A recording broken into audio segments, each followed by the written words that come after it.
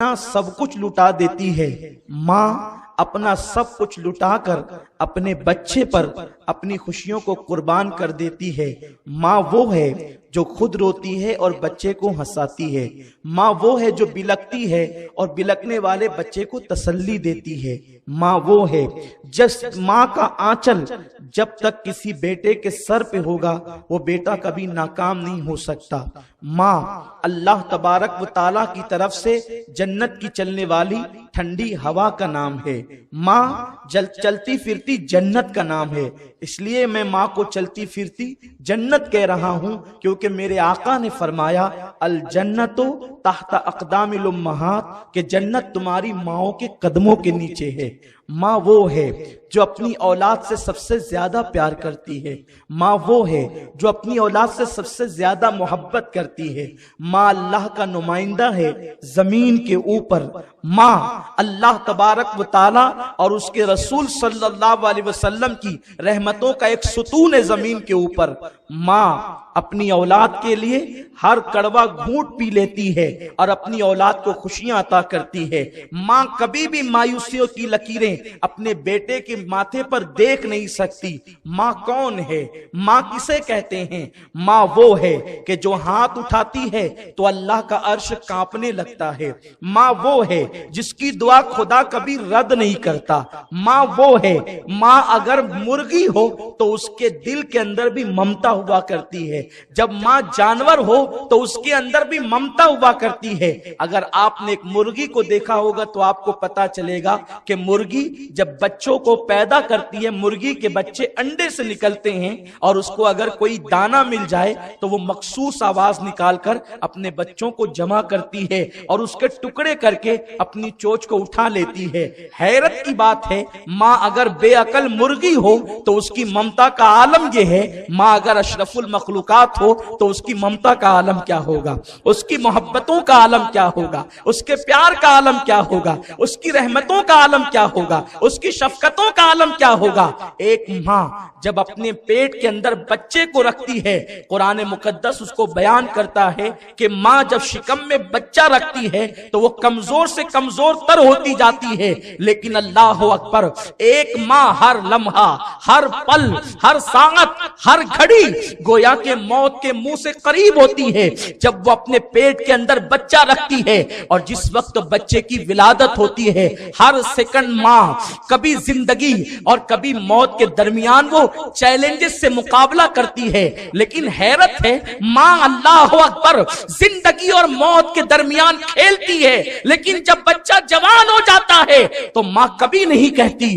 कि मैंने तुझे पैदा किया है, मैंने तुझ पे एहसान किया है। माँ अपना लहूए जिगर, माँ अपना खूने जिगर अपनी औलाद के सीने में मुंतकिल करती है। अगर आज कोई जवान जवानी की दहलीज पर है तो वो माँ की शफकतों की बुनियाद पर है, माँ की मोहब्बतों की बुनियाद पर है। अगर किसी के मुंह में ज़बान बोल रही है तो वो माँ की ममता का सदका है। माँ क्या है? अल्लाह अकबर। आज के मैं आपको बताऊं, अल्लाह के प्यारे हबीब सल्लल्लाहु ताला अलैहि वसल्लम की बारगाह में एक सहाबी आते हैं और अर्ज करते हैं, या रसूल अल्लाह सल्लल्लाहु ताला अलैहि वसल्लम, मुझे जिहाद का शौक है। या रसूल अल्लाह, मैं जिहाद के लिए निकलना चाहता हूँ, मैं जिहाद पर जाना चाहता हूँ। अल्लाह के हबीब फरमाते हैं, क्या तेरी माँ हयात है? क्या तेरी माँ जिंदा है? अर्ज करते हैं, हाँ या रसूल अल्लाह, मेरी माँ जिंदा है। आका फरमाते हैं, तेरे लिए जिहाद से बढ़कर सवाब ये है ताकि तू अपनी माँ की खिदमत करे, ताकि तू अपनी माँ की खिदमत करे। मेरे प्यारे आका अलैहिस्सलाम के प्यारे दीवानों, आज मेरी कौम के जवानों की कैफियत क्या है? जैसे ही जवानी की दहलीज पे कदम रखते हैं उनको यूं लगता है कि अब हमें माँ की जरूरत नहीं है, हम माँ की जरूरत से बेनियाज हो चुके हैं। नादान, तू चंद लूम चलाने वाला मजदूर है, तू अपने आप को माँ से बेनियाज समझता है। तू चंद साइजिंगों का मालिक है, तू कारखानेदार है, तू जमींदार है, तू दौलतमंद है या गरीब है, तू अपने आप को माँ से बेनियाज समझता है। आ मैं तुझे बताऊं, अल्लाह अकबर, इंसान मकाम नबूवत को पहुंच जाए, वो मकाम इतना बुलंद है, अब उससे बुलंद कोई मकाम नहीं। मकाम नबूवत वो है कि उससे बुलंद कोई मकाम अब मखलूक के अंदर हो नहीं सकता। अल्लाह अकबर। आइए उस नबी का जिक्र करें जो नबी सिर्फ नबी नहीं बल्कि रसूल भी है, सिर्फ रसूल नहीं बल्कि कलीमुल्लाह भी है। अल्लाह से कलाम करने वाला रसूल है, रब से बातें करने वाला रसूल है। और बातें करते करते अल्लाह ने उस रसूल को इतना इख्तियार दिया है कि किसी मामले में वो अल्लाह से मोहब्बत के मामलात में झगड़ भी लेते हैं। हदीस पाक है, मेराज शरीफ की हदीस में मेरे आका फरमाते हैं, मैंने शबे मेराज एक बंदे को अल्लाह से लड़ते देखा तो अर्ज की, मौला ये कौन तेरा बंदा है जो तुझसे लड़ता है? इरशाद हुआ, महबूब वो मेरा मूसा है, वो मेरी बारगाह में ऐसी ऊंची आवाज से बातें कर लेता है। आप अंदाजा करें, जनाब मूसा जलाली पैगंबर है, रब की बारगाह में ऊंची आवाज से बात करते हैं। अल्लाह अकबर। जनाब मूसा के गुस्से और जलाल का आलम यह था कि जनाब मूसा जब गुस्से में आते तो आपके बदन के जो कपड़े होते, वो जो बाल होते जिस्म के, कपड़ों के बाहर निकल जाते और अमामे से जो है वो शोले उठते हुए नजर आते। जनाब मूसा की शान ये है, आपका जो आसा है वो अज़दहे की हैसियत रखता है। हजरत सैयदना कलीम अलैहिस्सलातु व तस्लीम एक मर्तबा कोहे तूर पे तशरीफ ले जा रहे हैं और तबीयत ये है कि अल्लाह से बातें करेंगे। इरशाद होता है, मूसा आज जरा संभल कर, मूसा आज जरा संभल कर, मूसा आज जरा संभल कर। गौर करें, आज मेरी कौम का जवान ये सोचता है कि मेरे पास दौलत आ गई, मैं जवान हो गया तो मैं अपने माँ बाप से बेनियाज हो गया। कुदरत कह रही है, मूसा किसे? अपने पैगंबर को, अपने नबी को, ऊंची आवाज में गुफ्तगू करने वाले रसूल को, मूसा जरा संभल कर। इरशाद हुआ, मौला कोई पहली मर्तबा तो तूर पर नहीं आया, इससे पहले तो बारहा आया, लेकिन कभी संभलने का हुक्म नहीं दिया। कहा आज बातें संभल के करना, क्योंकि जब तू अपने घर से निकलता था तो तेरी माँ आंचल पसार कर दुआ करती थी, मेरे अल्लाह मेरे मूसा की तबीयत में जलाल है, अगर वो ऊंची ऊंची बात तेरी बारगाह में कर दे तो तू करीम है, दरगुजर करना मौला, मौला मेरे मूसा पर दरगुजर करना, उसकी पकड़ ना करना। मूसा अब तेरी माँ का आज इंतकाल हो गया है, अब तू माँ की मौत के बाद घर से निकला है तो जरा संभल कर। जब तक तेरी पुश्त पर माँ की दुआ थी कुदरत ने संभलने का हुक्म न दिया, और आज तू निकला है, अब वो आंचल तेरे सर पर न रहा तो अब कुदरत कह रही है, मूसा जरा संभल कर। ओ मेरी कौम के नादान नौजवान, जनाबे मूसा कलीमुल्लाह जैसे पैगंबर को माँ के विसाल के बाद जब संभलने का हुक्म दिया जाता है तो हम और आप किस खेत की मूली है? मेरे प्यारे आका सल्लल्लाहु अलैहि वसल्लम के प्यारे दीवानों, आज मेरी कौम के जवानों का हाल ये है, अगर घर में बीवी आ गई और उसने कान माँ के खिलाफ भर दिए तो बच्चा नौजवान 6 महीने में, साल 2 साल में अपने बीवी बच्चों को लेकर के अलग हो जाता है। और आज फिक्र ये है, क्या मैं बुढ़ापे में अपने माँ बाप की खिदमत करूं? मैं बुढ़ी बुढ़ा का कब तक के नाज उठाता रहूं? मैं हूं, मेरे बच्चों का मुस्तकबिल है, मेरे बच्चों की पढ़ाई है, मेरे बच्चों की तालीम है, मेरे बच्चों की तरबियत है। जितना कमाऊंगा क्या मैं सब माँ पे खर्च कर दूं, मैं बाप पे खर्च कर दूं? आओ मैं तुम्हें बताऊं, एक सहाबी बारगाह रिसालत में अर्ज की, या रसूल अल्लाह सल्लल्लाहु अलैहि वसल्लम, मैं जितना कमाता हूं माँ को ले जाकर देता हूं, फिर भी माँ मुझे डांटती रहती है, नाराज होती है। आका फरमाते हैं, बस अगर तेरी माँ तुझे दांतों से काट काट भी खाए तो तुझे ये इख्तियार नहीं है कि तू माँ को उफ कह ले। फला तकुल लहुमा उफ, माँ बाप को उफ भी नहीं कह सकते। अगर किसी के माँ बाप किसी पर खामखा नाराज होते हैं तो फरमाया गया कि ये अल्लाह का इम्तिहान है, उसको उस इम्तिहान में साबित कदम रहना चाहिए। आपने कोई गलती नहीं की फिर भी डांट रहे हैं, इसलिए कि जब इंसान बूढ़ा हो जाता है तो बकबक करने का आदी हो जाता है। अक्सर बूढ़े बड़े बकबगी होते हैं, बहुत बकबक करते हैं, बेसरो पैर की बातें करते हैं। अल्लाह तबारक व तआला ने कैद लगा दी, जब तेरे माँ बाप या दोनों में से कोई एक या दोनों बुढ़ापे की दहलीज को पहुंच जाएं, उनको उफ मत कहो। जवानी में नहीं कहा, उफ तो जवानी में भी नहीं कर सकते, लेकिन बुढ़ापे की कैद लगाई, क्योंकि जब माँ बाप जवान होते हैं तो बच्चे औलाद बच्चे होते हैं, कुछ कहने की हिम्मत नहीं करते, और जब माँ बाप बूढ़े हो जाते हैं और बच्चे जवान होते हैं और फिर उनकी अक्ल में भी फुतूर वाक़ई होता है, तो वो एक बात को 4 टाइम कहने के आदी होते हैं, बेबात की बात भी करते हैं, बेसरो पैर की बात भी करते हैं, उठ पटांग बातें भी करते हैं। तो अल्लाह ने कह दिया कि अगर ये इस तरह की बात करें तो तुम उफ भी नहीं कह सकते। आजकल तो माँ बाप को लोग माँ को माँ कहने में शर्माते हैं, बाप को बाप कहने में शर्माते हैं। अल्लाह अकबर। और हाल ये है कि माँ रात में 2-2 बजे तक बेटे का इंतजार कर रही है कि मेरा बेटा आएगा तो मेरी लेकिन हाल ये है मेरी कौम के जवानों के पास माँ बाप की खैरियत पूछने के लिए वक्त नहीं, दोस्तों के साथ 2-2, 3-3 घंटे, 4-4, 6-6 घंटे बैठकर वक्त गुजारते हैं, लेकिन माँ बाप की खैरियत नहीं पूछते। बूढ़े माँ बाप इतना मुंतजिर होते हैं कि मेरा बेटा आएगा तो मुझसे बात करेगा। बेटा सीधे मुंह अपनी माँ से बात नहीं करता, अपने बाप से बात नहीं करता, गुफ्तगू नहीं करता।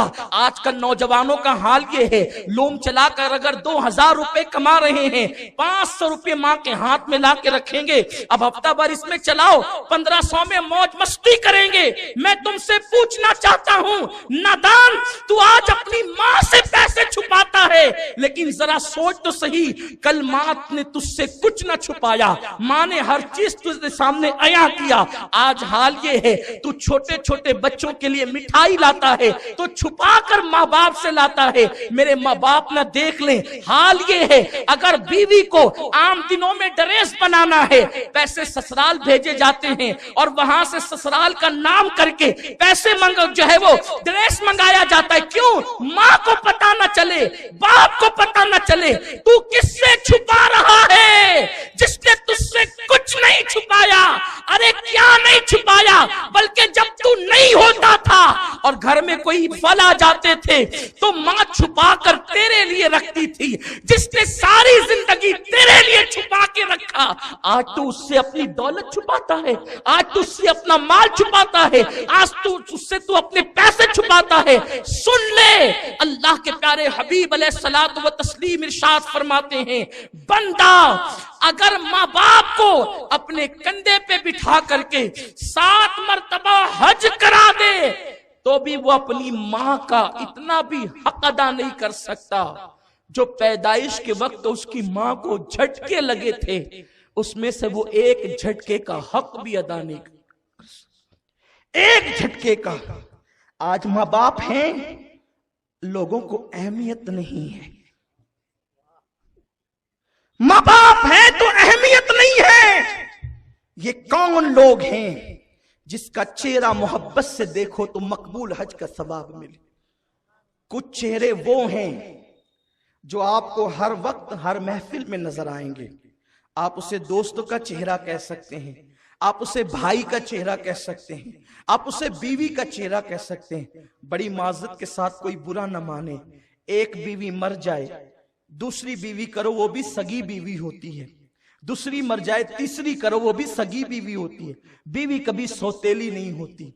एक भाई मर जाए दूसरा भाई होता है, एक दोस्त मर जाए दूसरा दोस्त बनाया जा सकता है, लेकिन वो चेहरा जिसे माँ और बाप का चेहरा कहते हैं, ये चेहरा कभी कायनात में दूसरा नहीं हो सकता। खुदा दूसरा नहीं हो सकता और दूसरे माँ बाप नहीं हो सकते। कहने को तो आप 50 को माँ बाप कहें, अल्लाह की जात मिसाल और तमसील से पाक है। समझने समझाने के लिए दूसरा खुदा नहीं हो सकता और दूसरी माँ बाप नहीं हो सकती। इंसान जिससे पैदा होता है वही बाप होता है, और इंसान जिसके पेट से पैदा होता है, जिसके शिकम से बाहर आता है, वो माँ होती है। इंसान जिंदगी में 50 लोगों को माँ कह दे, लेकिन कोई माँ नहीं हो सकती, इसलिए कि अल्लाह ने माँ के सीने में जो दिल दिया है वो दिल खुदा ने किसी को नहीं दिया है। ये चेहरे आज तुम्हारे दरमियान है।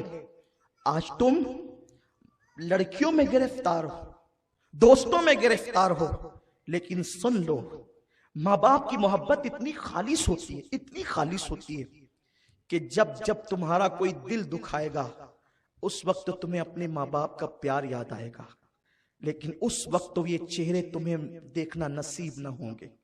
बड़े खुश नसीब है वो लोग जिनके माँ बाप जमीन के ऊपर हयात है।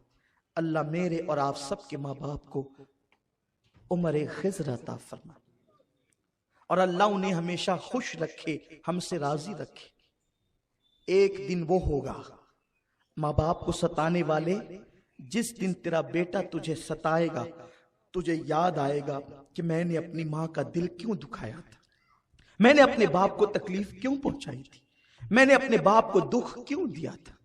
आपको मोहब्बतों का एहसास नहीं।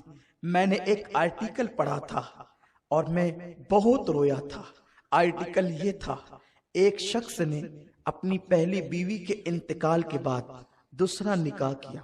कोई मायूब नहीं, अच्छी चीज है, इसलिए कि इंसान बीवी के बगैर रह नहीं सकता, बीवी जरूरत है। पहली बीवी मर गई, इंतकाल कर गई, दूसरी से निकाह किया, दूसरी बीवी से निकाह हुआ।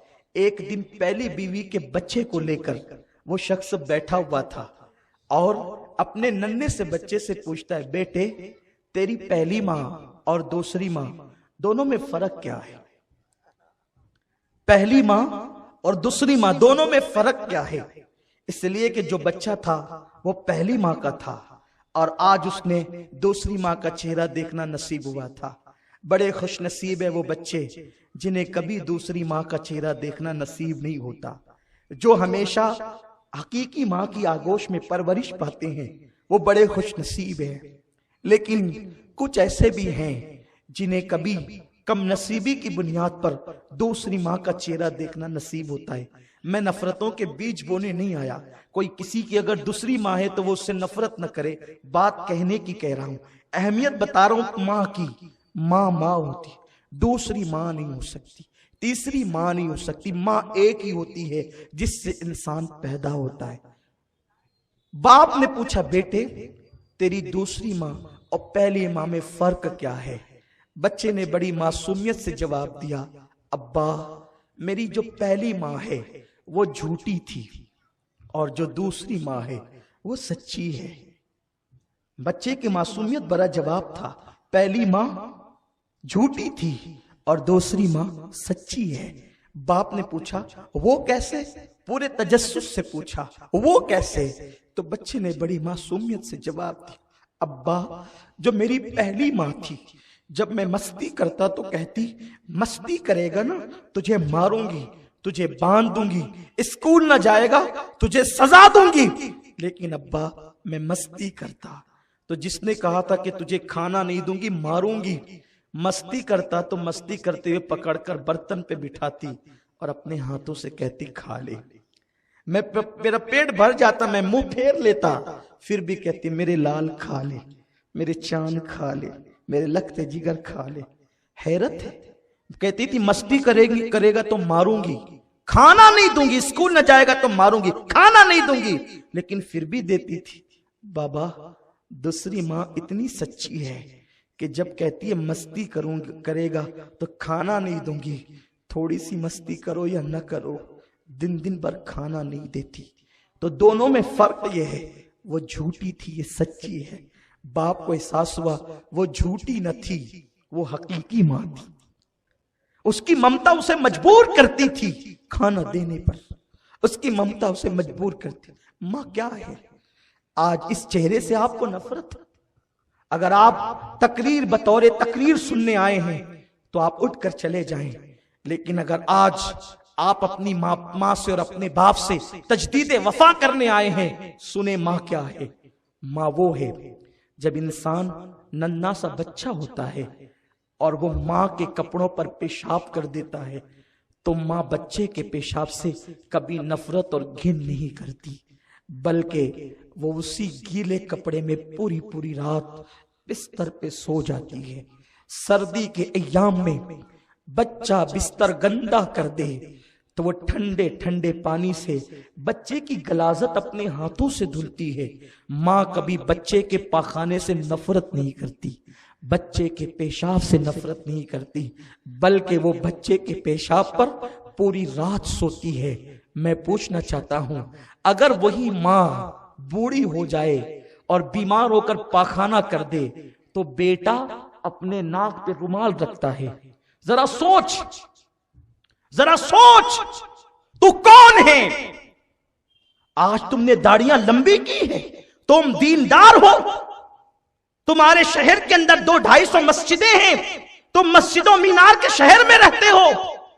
तुम्हारे कपड़े सुन्नत के मुताबिक, तुम्हारी जेब में मिसवाक, तुम्हारे हाथों में किताबें, इस्लामी बुक्स, तुम्हारा माहौल मजहबी और इस्लामी कहलाता है। तुमसे पूछना चाहता हूं, मस्जिदों में अजान के बाद दौड़कर जाने वालों, क्या तेरी माँ भी तुझसे राजी है? क्या तेरा बाप भी तुझसे राजी है? मस्जिदें भरने वालों, मस्जिद बनाने वाले, मस्जिद बसाने वाले, मुस्तफा ने फरमाया कि जिसके माँ बाप उससे नाराज हो जाए, अल्लाह उसकी नमाजों को उसके मुंह पे फेंक देता है।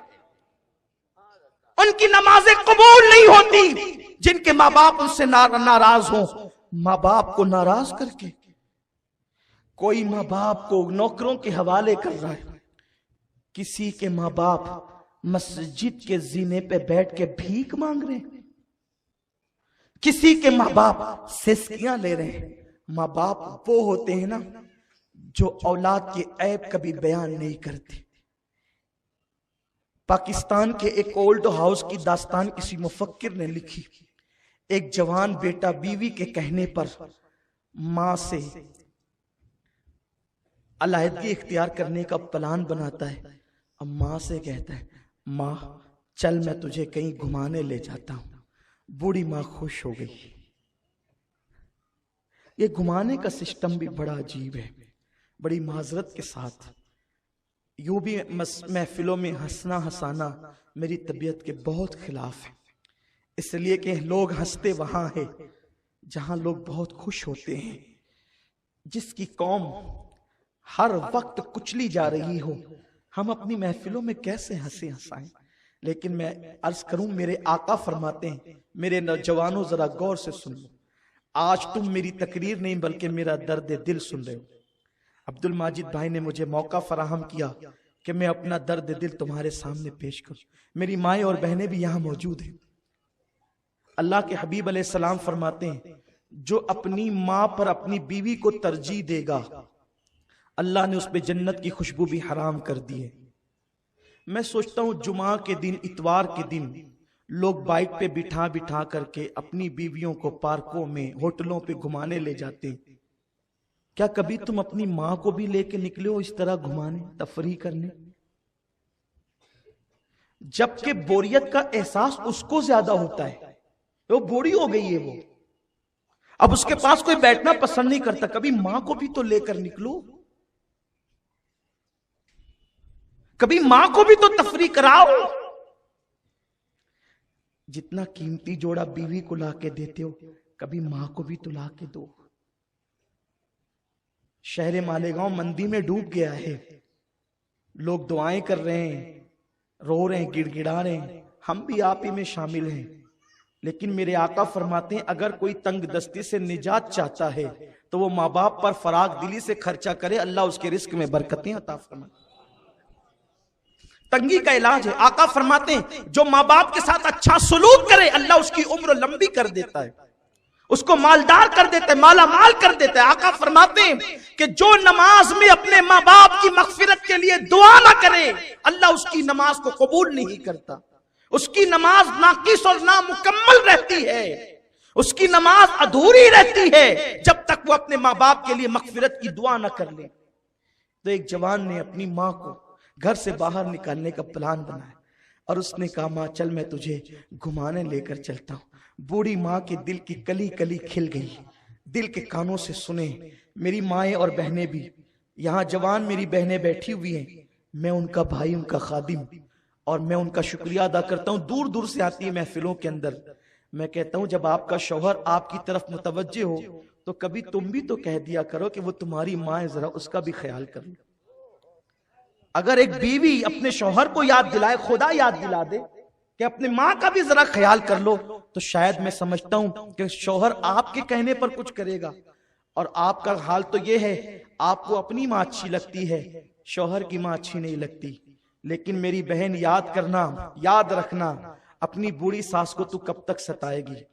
एक दिन तू भी सास बनेगी और जो सुलूक आज तू अपनी सास के साथ कर रही है, इससे बदतरीन सुलूक तेरी बहू तेरे साथ करेगी। इसलिए कि अल्लाह दूर नहीं है, कमा तदीन तुदान, तुम जैसे करोगे अल्लाह तुम्हारे साथ वैसे ही बदला लेगा।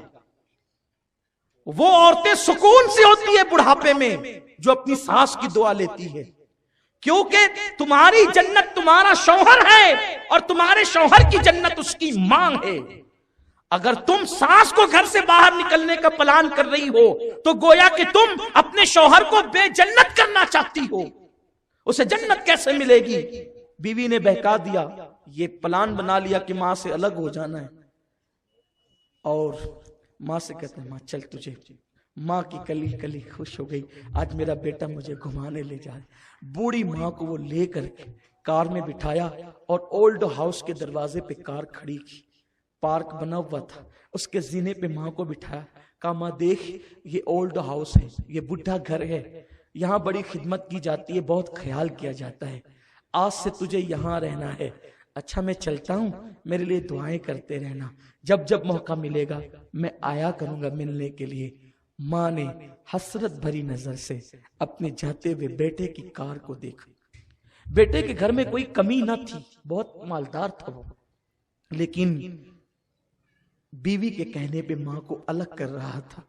मां ने अपने दुपट्टे से थरथराते हुए हाथों से दुपट्टे से आंसू पोंछे, और मां को क्या याद नहीं आता होगा, वो गीले बिस्तर पे सोना, अपना दूध पिलाना। ये दूध क्या है? खून के कई कतरे मिलते हैं तब जाके कहीं दूध का एक कतरा बनता है। 2 साल तक पूरे शौक के साथ मां अपने बच्चे को दूध पिलाती। मां कभी सीने लगाती, कभी चूमती है, कभी प्यार करती, कभी मोहब्बत करती, बल्कि वो मोहब्बत ही तो करती है। और करती क्या है?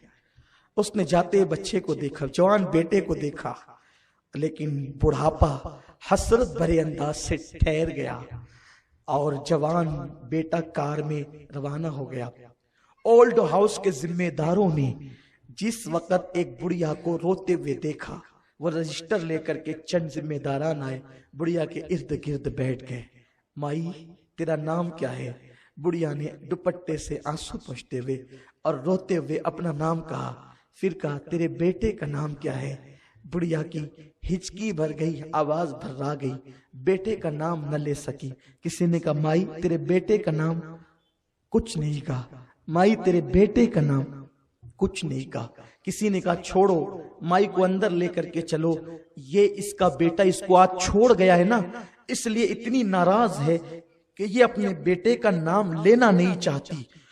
जैसे ही इतना सुनना था कि ये अपने बेटे से इतनी नाराज है कि अपने बेटे का नाम लेना नहीं चाहती, बुढ़िया ने पूरी बुढ़ापे की ताकत को इकट्ठा किया और बोल नहीं पा रही थी, रो रही थी। कहने लगी खबरदार, मेरे बेटे के खिलाफ एक जुमला भी अगर कहा तो ये ना कहना कि नाराज हूं, इसलिए बेटे का नाम लेना नहीं चाहती। अल्लाह मेरे बेटे को सलामत रखे, इसलिए उसका नाम लेना नहीं चाहती कि मेरा बेटा बड़ा मशहूर है, अगर नाम बता दूंगी तो मेरे बेटे की बेइज्जती हो जाएगी। उसकी आबरू को बचाने के लिए नाम नहीं लेती। मां ये होती। तुमने मां को कभी नहीं पहचाना। ये दुनिया की रंगीनियां, रंगरेलियां, ये सब तुम उसमें डूबे हो। आज तुम्हें मां बाप की अहमियत नहीं पता।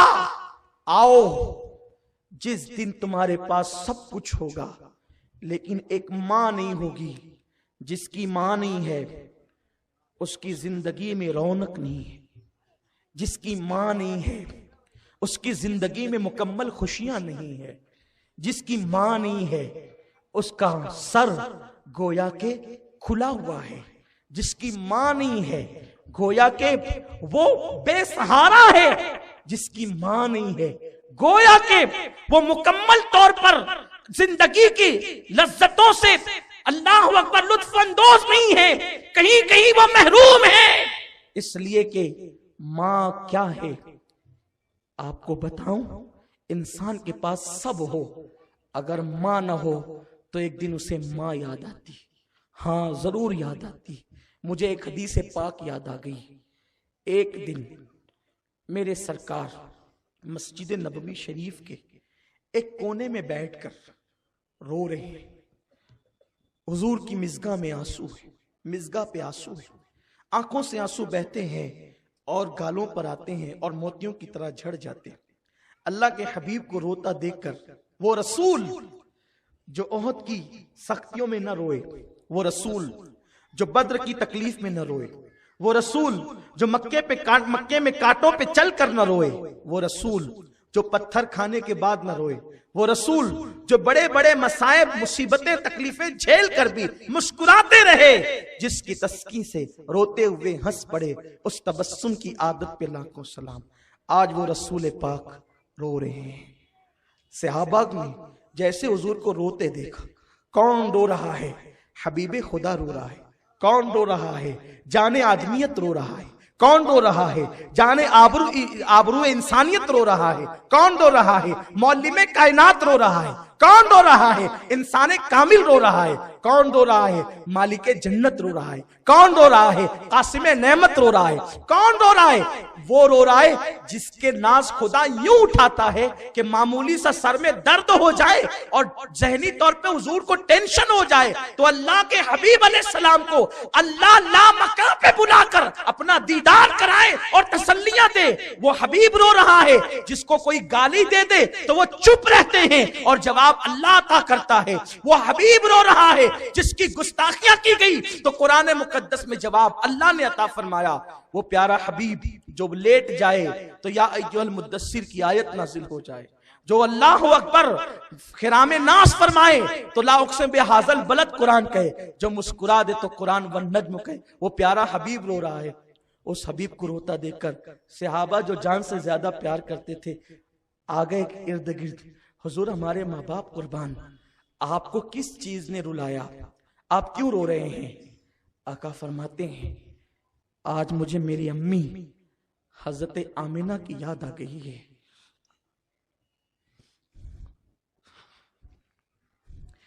मालिके कौनैन को, जिसके घर में किसी चीज की कमी ना हो, जो जन्नत का मालिक हो, जो खुदा की कुंजियों का मालिक हो, वो हबीब मस्जिद के कोने में बैठकर गोया के आवाज दे रहा है अपनी 6 साला बचपने की जिंदगी को कि वो वक्त जब अबुआ के मुकाम पर एक आमिना बिस्तर पर, जिसे बिस्तर नसीब न था उस वक्त, बिस्तर पत्थरों का बिस्तर, पत्थरों का सरहाना, एक माँ है उसके सरहाने बाईं तरफ एक कनीज है जिसका नाम उम्मे ऐमन है और उसके सामने सीने के पास एक 6 साल का मासूम बच्चा जिसका चेहरा इतना खूबसूरत है।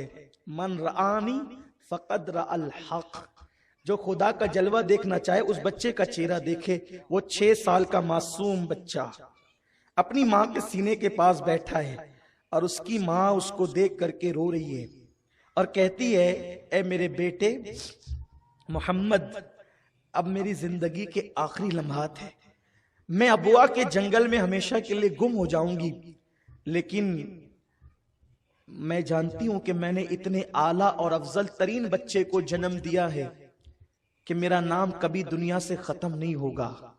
लोग हमेशा मेरा नाम लेते रहेंगे, मुझे याद करते रहेंगे, पूरी दुनिया में मेरे इस बेटे के जरिए से मेरा नाम लिया जाएगा।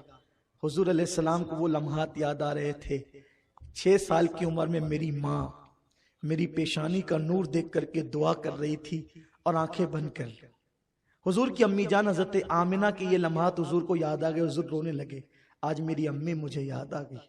हुजूर की अम्मी के आखिरी लम्हात क्या थे मैंने किसी तकरीर में कहा होगा, लेकिन आज कहता हूँ हुजूर की माँ पर के जबान पे जो आखिरी जुमला था वो नात का शेर था।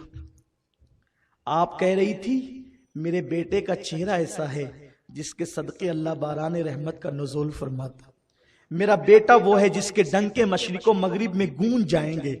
मैंने इतना अजीम बेटा जन्म दिया है। तो ये जुमले कह रही थी और आंखें बंद कर लिया। हुजूर अपनी माँ के सीने पे हाथ रख के कहते हैं, अम्मी और बोलो ना। हुजूर 6 साल के बच्चे अपनी माँ से कहते, अम्मी और बोलो ना। एक मर्तबा का अम्मी और बोलो ना, तो उम्मे ऐमन ने रोक दिया। बेटे जो चुप हो जाते हैं मौत की आगोश में, फिर वो बोला नहीं करते।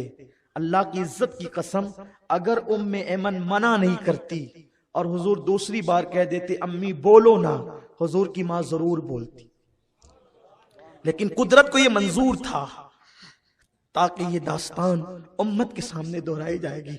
अम्मी और बोलो ना, जो कह रही थी बोलो ना। कहती है जो दुनिया से चले जाते हैं बेटे वो बोला नहीं करते, चुप हो गए। हुजूर सैयद आलम, हुजूर को वो लम्हात याद आ गए। आका मस्जिद नबी में बैठ के रो रहे थे और कहते हैं आज मुझे मेरी अम्मी हजरत आमिना की याद आ गई। सरकार अलैहिस्सलाम की बारगाह में हुजूर को रोता देखकर सहाबा भी रो पड़े। आका फरमाते अब इशा का वक्त आने वाला है, काश मेरी माँ आमिना हयात होती और मैं तुम लोगों को इशा की नमाज पढ़ा रहा होता और मेरी माँ मुझे कहती ऐ मेरे बेटे, ऐ मेरे बेटे, हाय हाय हाय, ऐ मेरे बेटे।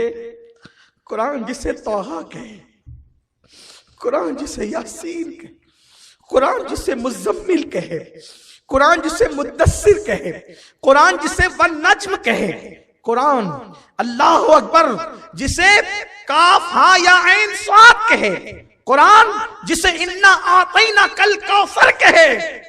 और कौन कह रहा है कुरान में? वो अहकमुल हाकिमीन कह रहा है, जिसको खुदा ने जिसके 3000 नाम रखे, नाम 3000 नाम, 3000 नाम है जिस रसूल के। वो रसूल कहते हैं काश मैं इशा की नमाज पढ़ा रहा होता और मेरी मां मुझे कहती ऐ मेरे बेटे। ये बेटे की लज्जत जरा लीजिए। हुजूर को याद आता है कभी मेरी मां मुझे बेटा कह के पुकारती। अल्लाह की इज्जत की कसम, पूरे हिंदुस्तान में सफर करते हैं, दुनिया में लोग जानते हैं तहदीस नेमत के लिए लोग अलकाबात से पुकारते हैं। कोई उम्दतुल खुतबा कहता है, कोई आले रसूल कहता है, शहजादा गौसुल वरा कहता है, कोई अदीब कहता है, कोई खतीब कहता है, कोई मुबल्लिग इस्लाम कहता है। खुदा जाने लोग क्या क्या कहकर मोहब्बतों का सबूत देते हैं। लेकिन अल्लाह की कसम खाकर आज कहता हूं, सारे अलकाबात सुनकर भी दिल को इत्मीनान नहीं होता और न मेरे दिल को खुशी होती है। लेकिन जब मैं लंबे सफर से वापस होकर अपने घर लौटता हूं, मेरी माँ मुझे बेटा कहती है, तो वो सारे अलकाबात मुझे हैच नजर आते हैं जो मुझे मिंबरों पे दिए जाते हैं। इसलिए कि जब ये हदीस सामने हो ना, ये हदीस सामने हो कि मैं लोगों को नमाज पढ़ा रहा होता, इशा की नमाज, इमामुल अंबिया कहते मैं नमाज पढ़ा रहा होता और मेरी माँ कहती बेटा मोहम्मद इधर आ। तवज्जो करें, तवज्जो करें।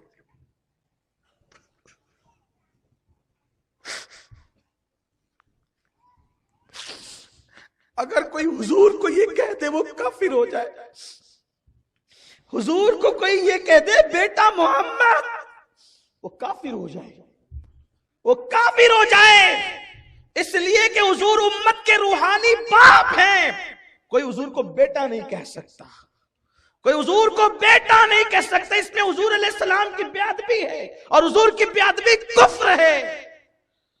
लेकिन आका कहते काश मेरी मां हयात होती और मुझे कहती बेटा मोहम्मद जरा इधर आना, तो सहाबा हुजूर को देखने लगे, हुजूर आप क्या करते? आका फरमाते मैं इशा की नमाज छोड़ देता और लब्बैक या उम्मी कहकर मैं अपनी अम्मी के पास चला जाता। आज हमें इस चेहरे का एहसास नहीं है, इस चेहरे का ख्याल नहीं है। लेकिन याद रखना जब ये चेहरा गुम होगा, कब्र की मिट्टी के नीचे दफन होगा, उस वक्त तुम इस चेहरे को तरस जाओगे, ढूंढोगे। न ये चेहरा तुम्हें जंगलों में मिलेगा, न बियाबानों में मिलेगा, न तुम्हें किसी फंक्शन हॉल में मिलेगा, न किसी मिंबर पे मिलेगा, न किसी मेहराब में मिलेगा, न काबे की दीवारों के साए में मिलेगा। अरफात के नजारे तो होंगे लेकिन माँ का चेहरा ना होगा, मीना की बहारें तो होगी, माँ का चेहरा ना होगा, निकलता हुआ चांद तो होगा, माँ का चेहरा ना होगा, उफक पर सूरज तो होगा, माँ का चेहरा ना होगा, कुरान का मुसहफ तो होगा, माँ का चेहरा ना होगा, सब होंगे, माँ का चेहरा ना होगा। लेकिन उस वक्त तुम ढूंढोगे और तुम अपने आप को महरूम तसव्वुर करोगे। माँ का चेहरा पूरी कायनात की दौलत देकर भी तुम हासिल करना चाहोगे तो तुम्हें न मिल सकेगा। उस वक्त तुम रातों को गिड़गिड़ा के दुआ करोगे, मेरे अल्लाह इतना तो एहसान कर दे, वो चेहरा एक मर्तबा ख्वाब में दिखा दे। माँ बाप के साथ बगावत करने वालों, शायद तुम्हें वो भी नसीब ना होगा। आज माँ बाप का एहसास नहीं, माँ बाप से मोहब्बतों का माहौल नहीं है। आओ अपने माँ बाप के साथ तजदीद वफा करें। आज के नौजवान लड़के 3-3, 2-2 बजे तक इंटरनेट पर बैठकर मोबाइल खेलते हैं, गेम खेलते हैं। पूरे शहर में वबा फैल चुकी है। लोग जुआ खेल रहे हैं मोबाइल पर, गेम खेल रहे मोबाइल पर, ताश के पत्ते खेल रहे मोबाइल पर। नादाम, वो 3 घंटा वहां बैठकर क्यों तू सलील काम कर रहा है, क्यों तू हराम काम कर रहा है? अगर वक्त है जा उठ, अपनी माँ के पैर दबा। खुदा की इज्जत की कसम, अगर तेरी माँ के दिल से दुआ निकल गई, अल्लाह तुझे वली बना दे, तुझे कुतुब बना दे, तुझे अब्दाल बना दे। तुम्हें पता है माँ की दुआ इंसान को वली बना देती है। ये ख्वाजा बाकी बिल्ला, ये बाकी बिल्ला कौन है? ख्वाजा बाकी बिल्ला सिलसिले नक्शबंदिया के बुजुर्गों में से एक पाए के बुजुर्ग हैं। हजरत मुजद्दिद अल्फसानी शेख अहमद सरहिंदी के पीर हैं। इब्तिदा में इबादत की तरफ ज्यादा तवज्जो और लगाव न था। बाकी बिल्ला तवज्जो नहीं थी ज्यादा, लेकिन सोचते थे कि अमल कम करूं और वली बन जाऊं। तड़प थी वली बन जाऊं वली, लेकिन वली जैसा अमल करने का इब्तिदाई दिनों के अंदर शौक न था। माँ ने कहा बेटा बेचैन क्यों होता है? अर्ज की अम्मी वली बनना चाहता हूं लेकिन इतने मुजाहिदात नहीं कर सकता। हाथ उठ गए, मेरे अल्लाह मेरे बेटे को वली बना दे। अल्लाह ने ख्वाजा बाकी बिल्ला को सिर्फ 2 जुमलों की बरकत से विलायत अता फरमा। आप अपने माँ बाप को छोड़कर पीरों के पास जाते हैं, उलमा के पास जाते, इमामों के पास जाते। पीरों की अजमत अपनी जगह है, इनकार नहीं करता, लेकिन लोग हाथ चूमने के लिए यूं धक्कम धक्की करते हैं। हाथ चूम सकते हैं, जायज है। अबू दाऊद शरीफ की हदीस है कि सहाबा ने हुजूर के हाथ भी चूमे, पैर भी चूमे, लेकिन बल्कि किसी ने हजरत इमाम हसन बसरी के हाथ चूमे, उसकी बरकत से अल्लाह ने उसको जन्नत अता कर दी, बख्श दिया। इनकार नहीं है, मेरा मसलक ही अदब का मसलक है, हम सब के अदब करते हैं। पीरों के हाथ चूमो, उलमा के चूमो, सादात के चूमो, बरकतें मिलेगी। लेकिन पहले अपने माँ बाप के चूमो, अपने माँ बाप के चूमो। सेठ साहब ऐलान कर रहे हैं फलां मस्जिद के अंदर मेरी तरफ से 5 लाख रुपए, 50,000 रुपए, 10,000 रुपए, और उसकी माँ घर में परेशान है, पैसों के लिए, मेरा बेटा दवा के लिए पैसे देगा तो मैं जाकर इलाज कराऊं। क्यों? क्योंकि वहां ऐलान हो रहा है ना, और यहां कोई ऐलान तो नहीं होना है। तो ख्वाजा बाकी बिल्ला को विलायत माँ की दुआ से मिली, माँ की दुआ से। और 3 घंटा खेल कूद में जो बैठे हो, जाओ माँ के पैर दबाओ। जब माँ दुआ करती है तो माँ की दुआ अल्लाह कभी रद्द नहीं करता, बल्कि यहां तक सूफिया फरमाते हैं कि जब माँ हाथ उठाती है तो अल्लाह का अर्श हिलने लगता है। अल्लाह कहते हैं अर्श हिल जा, क्यों तू नहीं रुकता? अर्श रुक जा, तू हिल रहा है, रुक जा। अर्श कहता है आज कैसे रुकूं? एक माँ ने हाथ उठाए अपने बेटे की खातिर, मौला कबूल कर ले। इरशाद होता है तू तो बाद में हिलना शुरू हुआ, उसके जुमले भी पूरे न हुए थे, हमने उसकी दुआ को कबूल कर लिया। माँ की दुआ क्या नहीं बनाती। ये हजरत मखदूम माहिमी रहमतुल्लाह अलैह, कितने बड़े बुजुर्ग हैं हजरत मखदूम माहिमी। मैं अपनी गुफ्तगू समेट रहा हूं, लेकिन आज मैं ये चाहता हूं, मैं तकरीर करके सिर्फ जाना नहीं चाहता। आज एक माँ का चहलुम है, आज मैं हर माँ की आबरू का तहफ्फुज चाहता हूं। मैं तुम्हारी माओ की अजमत और तहफ्फुज अपने इस कादरी दामन में बतौर भीख मांगता हूं। अपनी ससुराल में रहने वालों, लौट जाओ अपनी मां की तरफ। अलग अलग मकानात बनाने वालों, लौट जाओ अपनी मां की तरफ। माओ को जलील और रुस्वा करके घर से निकालने वालों, लौट जाओ अपनी मां की तरफ। मां को बिस्तरे मर्ग पर सिसकियां लेकर के छोड़ने वालों, लौट जाओ अपनी मां की तरफ। आज तुम्हें घर जाकर सबसे पहला काम ये करना है, अगर मां जिंदा है और बाप, तो उनके पैर पकड़ करके आपने माफी मांगना है, हमें माफ कर दो। इसलिए कि जिसने मां या बाप से सिर्फ ऊंची आवाज से बात की होगी, कयामत के दिन अल्लाह उसके सारे अमाल अकारत कर देगा। हदीस पाक है, एक बंदा इतनी नेकियां लेकर के आएगा, पहाड़ों जैसियां नेकियां, तोलेंगे पूरा मीजान नेकियों से भर जाएगा। फिर क्या होगा? एक छोटी सी चिट्ठी गुनाह के पल्ले में गिरेगी और फिर उसके गुनाह का पल्ला भारी हो जाएगा। अल्लाह फरमाएगा इसको मुंह के बल घसीटते हुए जहन्नम में ले जाओ।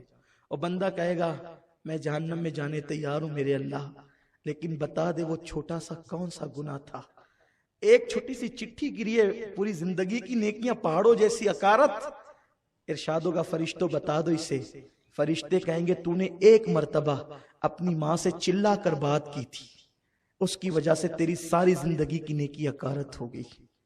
मैंने बहुत दीनदारों को भी देखा है अपनी मां से मुंह चलाते हुए, अपनी मां को डांटते हुए।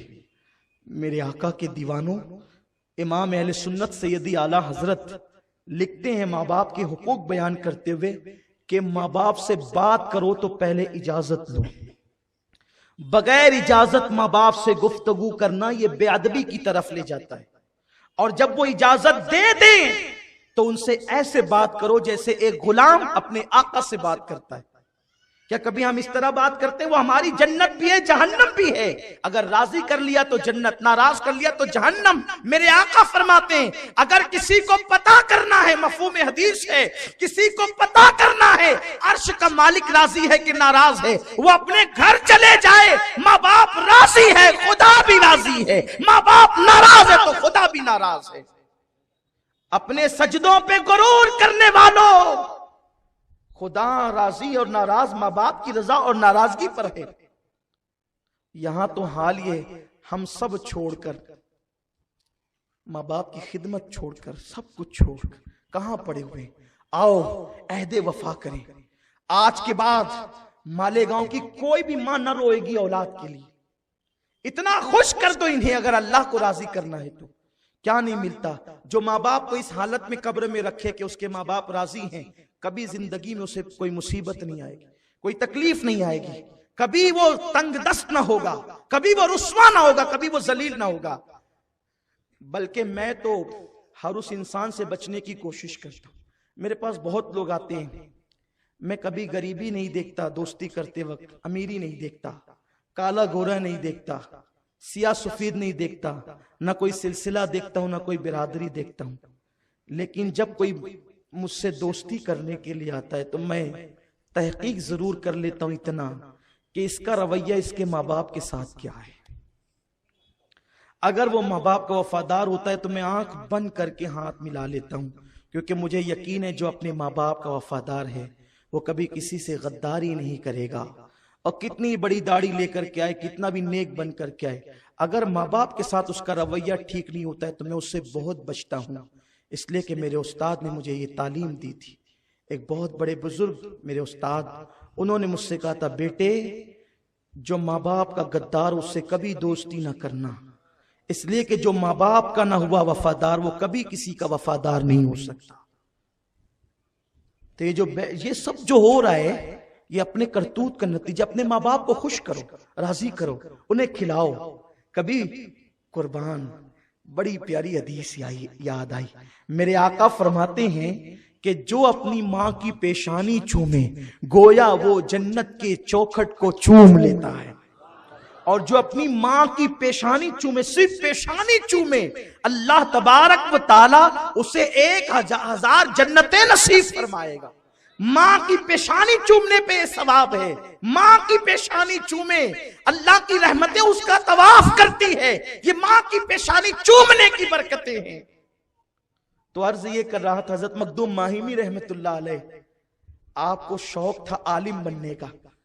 माँ की दुआ से क्या नहीं, आलिम बनने का शौक, बचपना था बचपना। माँ ने बड़ी अच्छी तरबियत की थी। अम्मी से कहा, माँ मैं आलिम बनना चाहता हूँ, माँ मैं मौलाना बनना चाहता हूँ। उस दौर में उलमा की बड़ी कदर थी, बहुत लोग कदर करते थे उलमा की। आलिम बनना है। माँ ने कहा, बेटा आज के दौर की तरह वहां गली गली मदरसे तो नहीं थे, तो आलिम बनने के लिए कोई समरकंद जाता, कोई बुखारा जाता। वो बंबई की छोटी सी बस्ती में वो रहते थे। वालिद का विसाल हो चुका था, अब्बा का इंतकाल हो चुका था। माँ के लिए, बेवा माँ के लिए वही सब कुछ थे। माँ ने कहा, बेटा और माएँ तो अपनी औलाद को इजाजत देती है, मैं तुझे कैसे इजाजत दूं, मेरा कोई नहीं है तेरे सिवा। तुझी को देख देख कर तो बेवगी के जख्म को मैं ठंडा करने की कोशिश करती हूँ। बेटे तुझे नहीं जाना, और दुआ करती हूँ अल्लाह तुझे आलिम बना देगा, जा।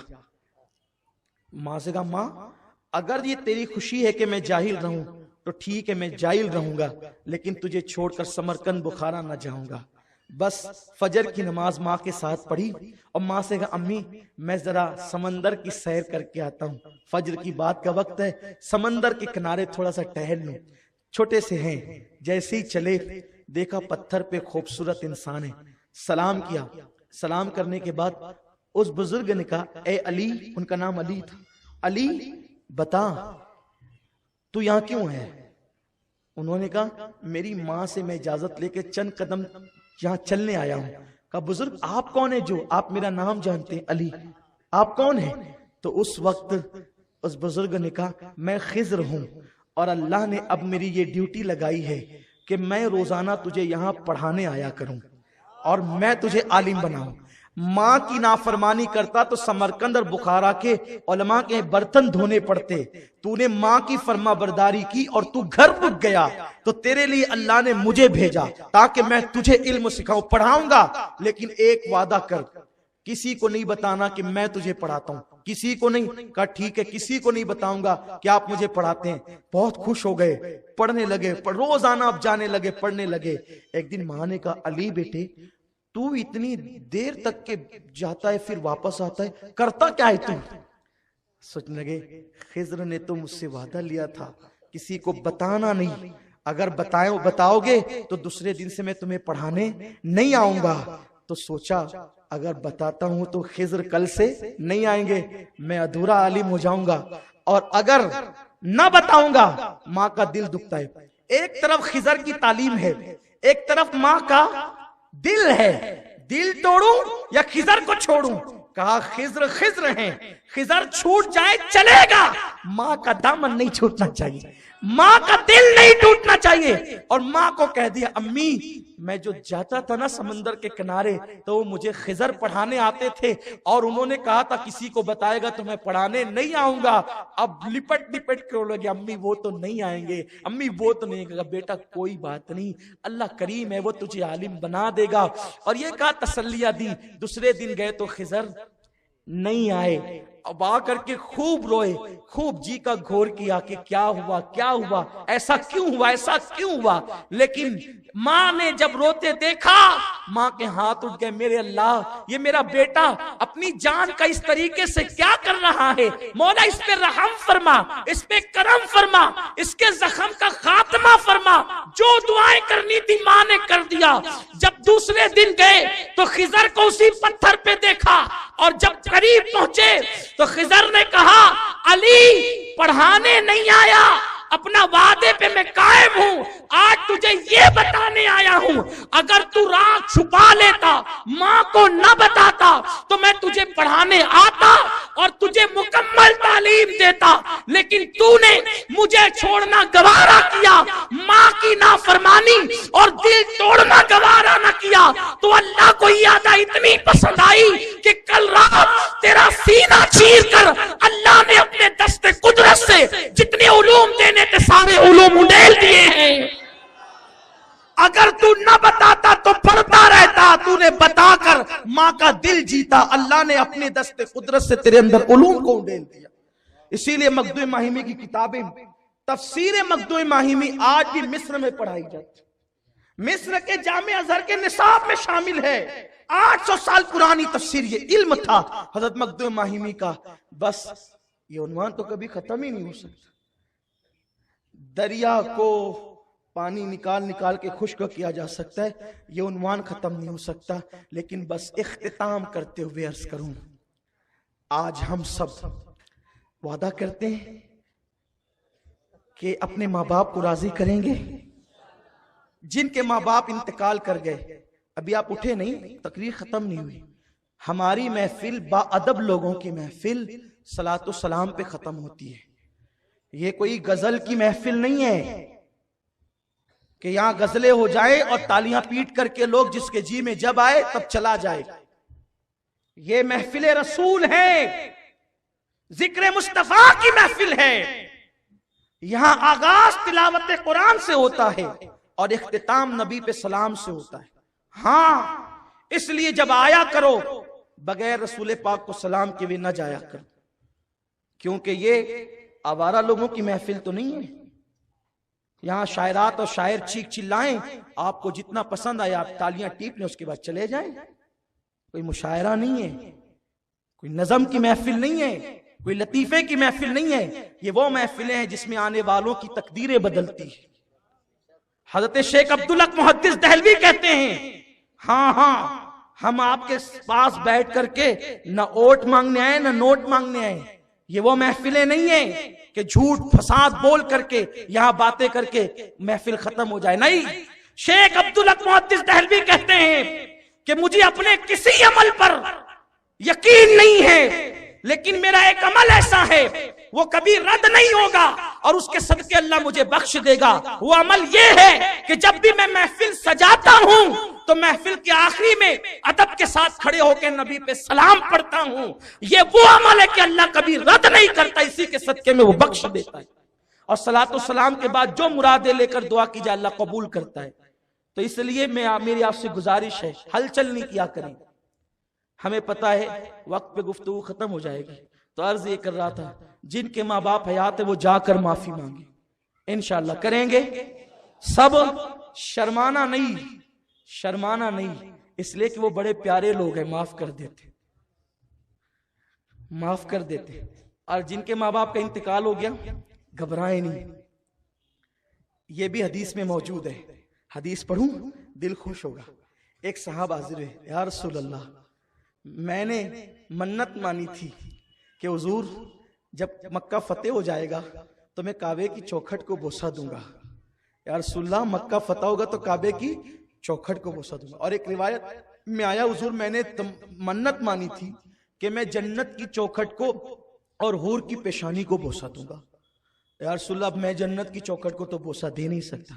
मेरे आका ने फरमाया, जा तेरी माँ के पैर चूम ले, जा तेरी माँ के पैर चूम ले, गोया तूने काबे की चौखट को या जन्नत की चौखट को बोसा दिया।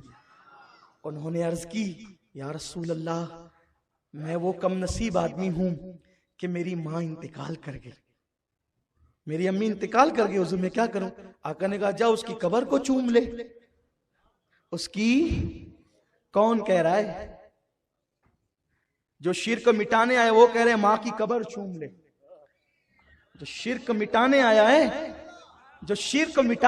है, जिसने काबतुल्लाह पे सजे हुए 360 बुतों को लकड़ी से तोड़ दिया, जिसने काबे को काबा बनाया, वो कह रहे हैं अम्मी का इंतकाल हो गया, जाके कब्र चूम ले, माँ की कब्र चूम ले। और जब माँ की कब्र चूमी जा सकती है तो गौसो ख्वाजा की कब्र क्यों नहीं चूमी जा सकती? अल्लाह। लेकिन हुजूर की बारगाह में कोई मायूसी नहीं होता था। अर्ज़ की, या रसूल अल्लाह, मैं जब बच्चा था, तवज्जे, मैं जब बच्चा था मेरी माँ का इंतकाल हो गया, मुझे पता भी नहीं है मेरी अम्मी की कब्र कहाँ है, मुझे पता भी नहीं मेरी अम्मी की कब्र कहाँ है। आका ने कहा, घर जा, एक लकीर बना और उसे माँ की कब्र तसव्वुर कर और उसी को चूम ले, गोया कि तूने जन्नत की चौखट को चूम। तो अगर माँ बाप का इंतकाल हो गया तो घबराए नहीं, कब्र पे जाएं, और कब्र पे जाएं, आपकी अम्मी की हड्डियां भी अगर घुल गई हो अंदर, अगर घुल गई हो, सब नहीं घुलते लेकिन कोई घुल भी गया हो, रूह जिंदा रहती है और वो चप्पल की आवाज को भी पहचानती है ना, और वहां जाके कहे माँ मुझे माफ कर दे इंशाअल्लाह, और उनके लिए मगफिरत की दुआ करें, इसाले सवाब करें, कसरत से इसाले सवाब करें, इंशाअल्लाह ताला आपकी माँ की रूह खुश हो जाएगी, आपके वालिद की रूह खुश हो जाएगी।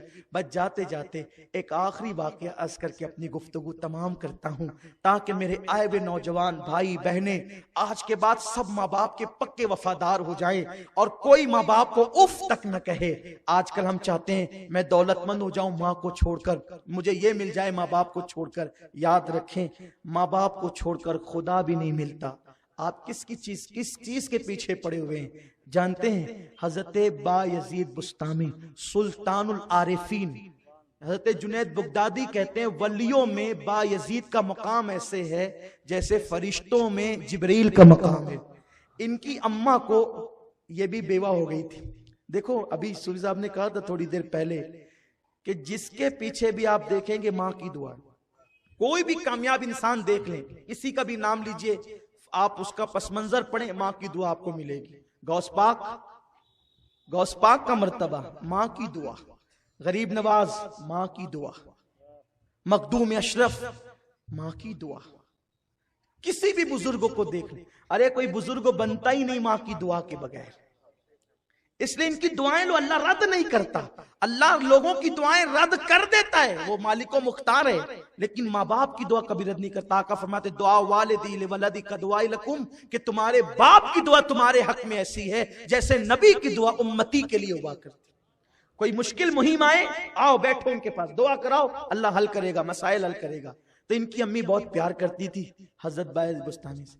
छोटे से बच्चे थे, इनकी माँ को शौक था आलिम बनाने का। अच्छा यहाँ एक बात भी मैं वाजे कर दूं, आज माए बाप अपने बच्चों को डॉक्टर, टीचर, इंजीनियर सब बनाना चाहते हैं, दीन की तालीम नहीं देना चाहते। बच्चा सब बन जाता है, डॉक्टर, टीचर, इंजीनियर, लेकिन माँ बाप का वफादार फिर नहीं बन पाता। अगर माँ बाप की वफादारी आएगी तो सिर्फ और सिर्फ दीन की बुनियाद पर। अगर अपनी औलाद को वफादार बनाना है तो उनको दीनदार बनाओ, दीन पिलाओ, उनके अंदर दीन पैदा करो। माँ ने छोटे से बच्चे को लिया, उस जमाने के आलिम के पास गई, कहा हजरत मैं जानती हूँ आप वली हैं, मैंने इस्तिखारा किया है कि मैं अपने बच्चे को आपके पास पढ़ाऊं, आप वली हैं, मेरे बच्चे को आलिम भी बनाएं और वली भी बनाएं, और जब तक ये वली ना बन जाए आप इसको छुट्टी नहीं देना। आलिम और वली जब तक ना बन जाए छुट्टी ना देना। आजकल तो माएं उस्ताद से लड़ने चली जाती है, वो कैसी माँ थी, छुट्टी नहीं देना। कुछ दिन हुए, ये तकिया रख करके मुंह छुपा छुपा करके रोते थे हजरत बायजीद। एक दिन उस्ताद से कहा उस्ताद माँ की बहुत याद आ रही, मेरी अम्मी की जियारत के लिए जाऊं? उस्ताद ने सोचा ना कहता हूं बच्चे का दिल टूटेगा, हाँ कहता हूं तो इसकी माँ से जो मैंने वादा किया खिलाफ होगा। तो क्या किया उस्ताद ने, 7 दिन का सबक एक दिन में दे डाला होमवर्क के तौर पे। कहा बेटे जब तक इतना सबक तू नहीं सुनाएगा छुट्टी नहीं होगी, सुना छुट्टी होगी। अब बायजीद 7 दिन का सबक एक दिन में सुनाना है। उस्ताद ने तो सोचा था कि भाई ये तो हो नहीं सकता। बायजीद सबक ले गए और रात को दुआ की, अल्लाह मैं अपनी माँ की जियारत करना चाहता हूँ, तेरे हबीब ने कहा माँ का चेहरा देखने से एक हज का सवाब मिलता है, मेरी माँ के चेहरे के सदके अल्लाह ये सबक मेरे लिए आसान कर दे। और याद करने बैठे, मिनटों में याद हो गया। सुबह आए फजर बाद, उस्ताद अब छुट्टी दीजिए। माँ, उस्ताद ने कहा वो सबक सुना? जी सुन लीजिए, पूरा सबक सुना दिया। कहा वादा किया था छुट्टी दीजिए। कहा बेटे जा, लेकिन जल्दी वापस आ। घर आए, रास्ते में सोच रहे थे आज तो फातिहाना शान से जा रहा हूं ना, तो मैं खूब माँ से प्यार करूंगा, खूब बातें करूंगा, खूब क्या क्या प्लान जहन में घूम रहे थे।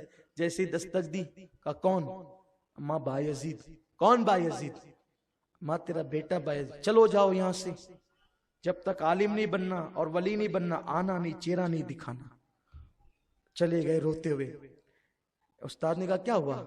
कहा मेरी माँ ने मुझे भगा दिया, कहा मैं तेरा चेहरा नहीं देखूंगी जब तक तू आलिम और वली ना बन जाए।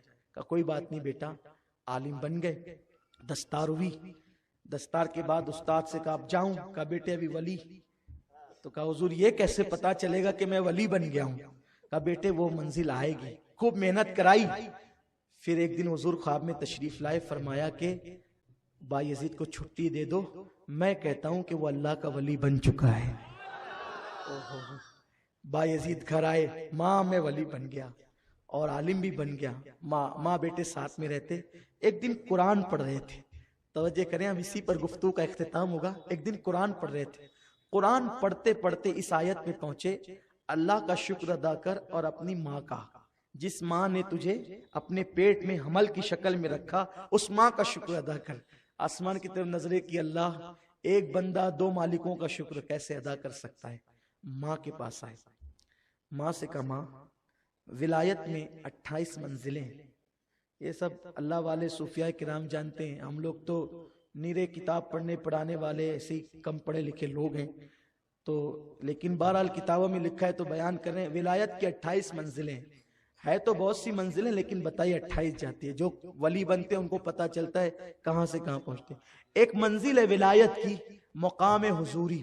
मकाम हुजूरी वो मकाम होता है कि बंदा हर वक्त अल्लाह उसके रसूल के जलवों में गुम हो जाता है।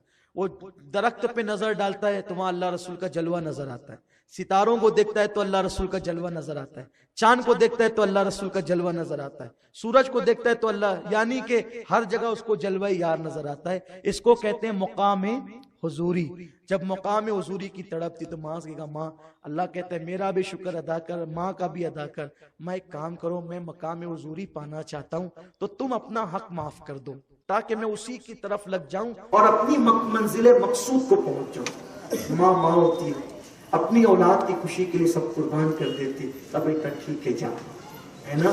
कुछ लोग कहते हैं ना माँ मैं तेरे साथ रहते रहते थक गया हूँ, अब माँ मैं अलग रहूं। हाँ बेटा जा, खुश रहे, माँ को तो तेरी खुशी चाहिए ना। और कुछ लोग तो इतने देर होशियार कहते हैं मैं तो इजाजत से निकला हूं ना अपनी माँ की। हाँ ठीक है, उसके दिल से पूछ जरा, अरे उसके दिल से पूछ। यही तो करबला में हुआ था ना, सबको कहा फी अमानिल्लाह फी अमानिल्लाह फी अमानिल्लाह, लेकिन जब मौला अली अकबर की बात आई तो अली अकबर 2 कदम हटते तो कहते इधर आ। कौन? वो हुसैन जो सब लुटा चुके। अली अकबर की जब बारी आई 2 कदम हटते, पीट करते तो इधर आ, फिर सीने से लगाते, मुंह चूमते, काफी अमानिल्लाह, फिर हटते तो इधर भी आ बेटा जरा और आ जा, फिर मुंह चूमते, फिर रोते, गाल चूमते, पेशानी चूमते। मौला अली अकबर कहते बाबा एक बात पूछूं? कहा बेटा बिल्कुल। बाबा आपने कासिम को भेजा, ऐसा तो नहीं किया? चचा अब्बास को भेजा, ऐसा तो नहीं किया? चचा उमर इब्ने अली को भेजा, ऐसा तो नहीं किया? उस्मान इब्ने अली को भेजा, ऐसा तो नहीं किया? चचा आप बाबा आप मोहम्मद को भेजा, ऐसा तो नहीं किया? बाबा जान आप 2 कदम हटता हूं, फिर बुलाते, सीने से लगाते, चूमते, फिर जाने नहीं देते। बाबा शहादत के लिए आखिर इतनी रुकावटें क्यों हैं, इतनी ताखीर क्यों है? बाबा जाने देना। उस वक्त तो मौला हुसैन ने कहा था बेटे अब जरा आखिरी बार सीने से लग जा। और सीने से लगा के कहा था अली अकबर इस दर्द का एहसास तुझे उस वक्त होता जब तेरे जैसा कोई तेरा खूबसूरत बेटा होता जो हम शबीए रसूल होता और वो टुकड़े टुकड़े होने को जाता, तो तब तुझे पता चलता कि दूर करना किसे कहते हैं। आप कहते हैं मैं माँ बाप से पूछ करके निकला हूं, उन्हें छोड़ करके मैं ससुराल में मुकीम हुआ हूं माँ की इजाजत से। मैं माँ को ईद मिलने भी नहीं जाता क्योंकि माँ ने कहा बेटा जा तुझे इजाजत है। अरे पूछ उस माँ के दिल से, उसने इजाजत तो दी है लेकिन उसके दिल पे क्या गुजरती है। उसने इसी दिन के लिए जवान किया था, पाला था, पोसा था कि तू छोड़ करके बुढ़ापे में बेसहारा उसे निकल पड़ेगा। तो बायजीद बुस्तामी ने कहा माँ अपना हक माफ कर दे। हाँ जा बेटा माफ किया। बुजुर्गों ने लिखा है 3 रिवायतें मिलती है, 2 थी आज और तहकीक की, आज पढ़ रहा था मां पर तो तीसरी रिवायत भी और मुझे मिली। 20 साल 30 साल या 40 साल तक बायजीद बुस्तामी जंगलों में फिरते रहे, अल्लाह की इबादत करते। इन 30 20 या 40 सालों के अंदर कभी किसी से मिले तक नहीं, इबादत इबादत इबादत। दरख्त की पत्तियां खाई, रोजे रखे पानी पर, दरख्त की पत्तियों पे इफ्तार किया। एक दिन जंगल तब्दील कर रहे थे, जंगल इसलिए तब्दील करते थे कोई आकर मिल ना ले मुझसे, कोई टाइम पास ना कर दे मेरा, अल्लाह ही अल्लाह अल्लाह ही अल्लाह।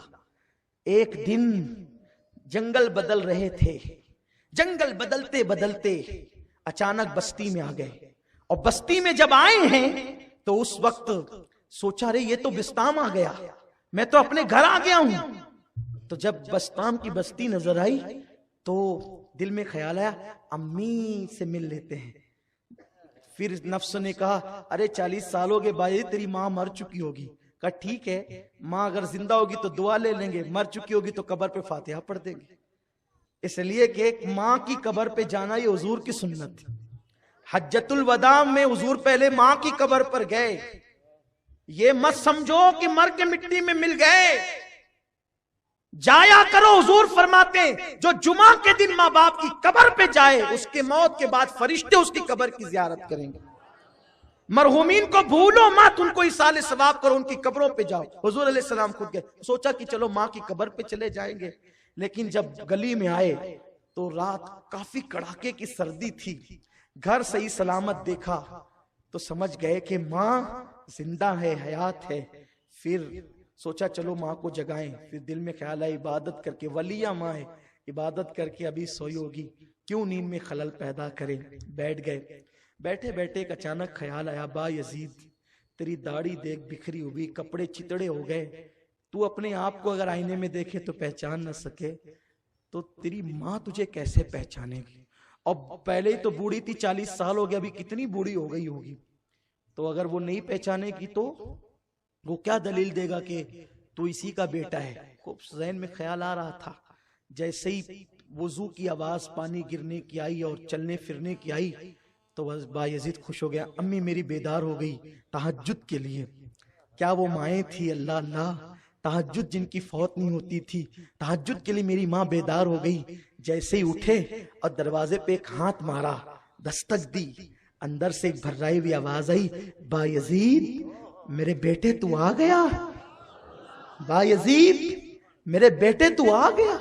बायजीद के पैरों के नीचे से जमीन खिसक गई। मैं तो सोच रहा था कि रात के अंधेरे में माँ पहचानेगी कि नहीं पहचानेगी। 40 साल बीतने के बाद भी मेरी माँ मेरे दस्तक के अंदाज को भी नहीं भूली। मेरी माँ मुझे कितना पहचानती है कि अंदाजे दस्तक को भी जानती है। जैसे दरवाजा खुला, सामने बेटे को देखा, अरे बेटा बुढ़ा हो जाए वो माँ के सामने बच्चा ही होता है, बेटा ही होता है। जब सामने देखा, गाल पकड़ लिए, यूं हाथों से पकड़ के कहती है, यकीन नहीं आता, सोच रही थी मैं ख्वाब तो नहीं देख रही हूँ, खुशी खुशी कहती बायजीद तू आ गया। ये कहते हाँ अम्मी मैं आ गया। तू आ गया? हाँ अम्मी मैं आ गया। तू आ गया? हाँ अम्मी मैं आ गया। बार बार बार बार, हत्ता के यकीन हो गया कि आ गया। तो दूसरा जुमला कहती बेटा क्या हाल बना रखा है।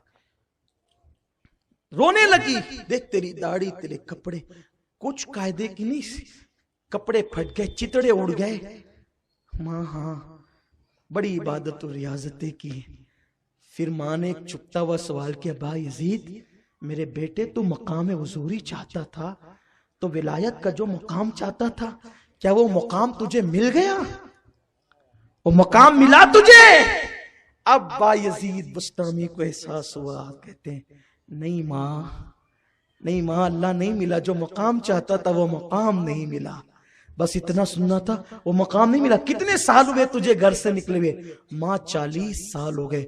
40 साल? हाँ माँ, मेरी गर्दन देख हरी हो गई है दरख्त की पत्तियां खा के। कभी पानी पे सहरी की, दरख्त की पत्तियों पे इफ्तार किया, कभी सहरी पत्तों पे की, इफ्तार पानी पे किया। ये हाल है, अल्लाह ही अल्लाह करता रहा, नहीं मिला माँ, खुदा नहीं मिला, नहीं मिला माँ। माँ माँ होती है। बेटे की दास्ताने गम सुना, आंखें आसमान की तरफ उठाई और यूं हाथ पकड़कर गालों का कहती अल्लाह मेरा बेटा कितनी मेहनत कर रहा है तुझे पाने के लिए, अल्लाह ये जो मुकाम चाहता है दे देना मौला। बस इतना कहना था। बायजीद की आंखों से पर्दे उठ गए और जो देखना चाहते थे देख लिए। फौरन कदमों पे गिरे और फिर कहते बायजीद दीवाना था, खुदा को जंगलों में ढूंढने निकला था। अरे बायजीद तुझे क्या खबर, जिस खुदा को तू जंगलों में ढूंढ रहा था वो खुदा तो यहाँ है और तुफैल मिल जाया करता है। ये है माँ, माँ की बरकतें। इसलिए जो चाहते हो माँ से दुआ करो, अपना रिश्ता मजबूत करो। लेकिन अब इख्तिताम इस पर करूंगा, जब माँ के बगैर खुदा नहीं मिलता। ये एंड है मेरी गुफ्तगू का, दिल पे लिख के ले जाना। जब माँ के बगैर जंगलों में 40-40 साल तक मुजाहिदे और रियाजतें करने से माँ के बगैर खुदा नहीं मिलता, तो रसूल खुदा के बगैर खुदा कैसे मिल सकता है? मुस्तफा करीम के बगैर खुदा कैसे मिल सकता है? और जब माँ की बेअदबी करने वाला जन्नत में नहीं जाएगा, तो नबी की बेअदबी करने वाला जन्नत में कैसे जा सकता है? इसलिए माँ बाप का भी अदब करो और हुजूर का भी, क्योंकि हुजूर का मर्तबा माँ बाप से, जिसने जन्नत समेट कर रखी है माँ के कदमों में, वो मेरा रसूल है। तो जिस तरीके से बाप को ए बुढ़ा या ए भैया कहकर नहीं बुला सकते, उसी तरह नबी को बड़ा भाई भी नहीं कह सकते। जैसे माँ से चिल्ला के बात नहीं कर सकते, उसी तरह रसूल पाक से बेअदबी से बातें नहीं कर सकते। जैसे माँ की पीठ पीछे नहीं कह सकते मेरी माँ तो नाटी है, मेरी माँ तो ऐसी है, मेरी माँ तो ये है। बोलो कोई कहता है? इसलिए तकरीर में भी ऐसा मत कहा करो, मिंबर सजा करके मत कहा करो। उनको तो इल्मे गैब नहीं है, वो तो मर चुके हैं, वो तो बेटी की शफाअत भी नहीं कर सकते। बोलो माँ की गीबत करें तो इंसान जहन्नम में जाए, और जो नबी की इस तरह मिंबर लगा लगा कर बेअदबी करें तो वो लोग जन्नत में कैसे जा सकते हैं? इसलिए अगर अपनी दुनिया आखिरत का भला चाहते हो, हाथ जोड़कर सबसे कहता हूँ, इसको मसलकी तासुब का रंग न देना। जब माँ की बेअदबी जहन्नम तक ले जाती है, तो रसूल पाक की बेअदबी किस कदर तुम्हें जलील और रुस्वा करेगी। इसलिए आओ आज माँ को भी मनाएं, और जिसने माँ को माँ का रुतबा दिया, जिसने माँ का चेहरा देखने पे हज की बशारत दी, जिसने माँ के कदमों में जन्नत समेट कर रख दिया, उस रसूल को भी मनाएं। अल्लाह ताला हम सबको तौफीक अता फरमाए। दौरान गुफ्तगू कोई गलती हो तो अल्लाह माफ करे।